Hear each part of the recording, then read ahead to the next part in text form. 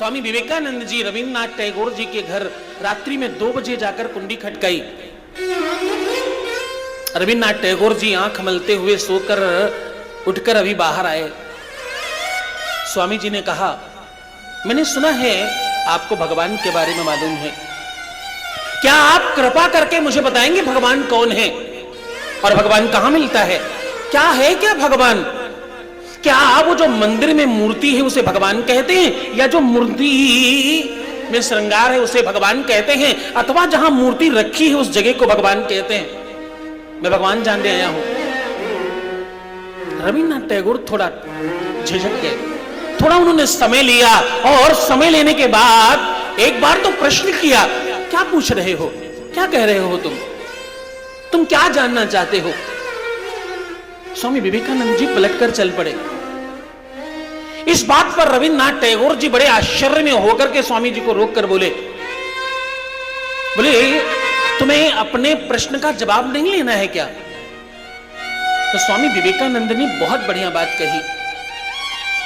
स्वामी विवेकानंद जी बोले, मुझे मेरा जवाब मिल गया और आपसे मुझे जवाब लेने की आवश्यकता नहीं है। बोले, अरे मैंने कुछ तुम्हें बताया नहीं, मैंने तुम्हें कुछ कहा नहीं, तुम्हें जवाब कैसे मिल गया? तो उन्होंने बहुत बढ़िया बात कही। बोले, आपका हिचकिचाना, आपका कुछ क्षण मौन हो जाना और आपका जवाब न देकर के दोबारा प्रश्न कर देना मेरे जवाब को और मजबूत कर देता है। आपको स्वयं पता नहीं है कि भगवान कहां है, तो आप मुझे क्या बताएंगे? अभी आपके स्वयं के पास भगवान नहीं है और आपको स्वयं मालूम नहीं है, इसलिए मुझे नहीं जानना आपसे।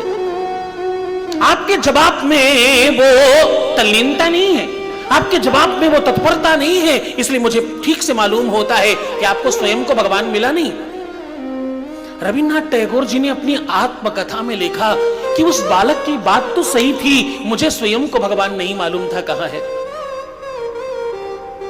कहते स्वामी विवेकानंद जी दूसरे गुरु के पास गए। इनका नाम है परमहंस रामकृष्ण दास जी, रामकृष्ण परमहंस। इनके पास जाकर के स्वामी जी ने कहा, क्या तुम्हें भगवान मालूम है? तो कहते हैं रामकृष्ण परमहंस उठे और बहुत तेज विवेकानंद जी के गाल पर एक कंटाप मारा, बहुत खींचकर। जैसे ही इन्होंने कहा कि तुम्हें भगवान मालूम है, वैसे ही वो उठे और खींचकर एक कंटाप मारा उनको, एक तमाचा दिया गाल पर। स्वामी जी लेटकर चरणों में प्रणाम कर कर बोले कि तुम्हें मालूम है कि नहीं मुझे नहीं पता, लेकिन आपकी तत्परता कहती है कि तुम भगवान से मुझे मिला सकते हो। तुम्हारी ये तत्क्षण जवाब देने की जो शैली है, इससे मुझे लगता है कि तुम मुझे भगवान दिला सकते हो। तो शिव भक्तों, पानी पियो सिर्फ जानकर, लेकिन गुरु करो छानकर।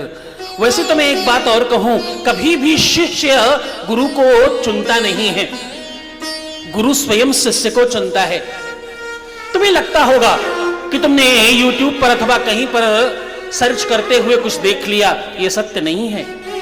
परमात्मा की इच्छा के बगैर, ईश्वर की मर्जी के बगैर तुम्हें कुछ दिखाई पड़ता नहीं है, एक पत्ता हिल सकता नहीं है कि तो तुम तक ये बात कैसे पहुंची, तुम तक ये समास कैसे पहुंचा और तुम तक ये आयाम कैसे पहुंच गया।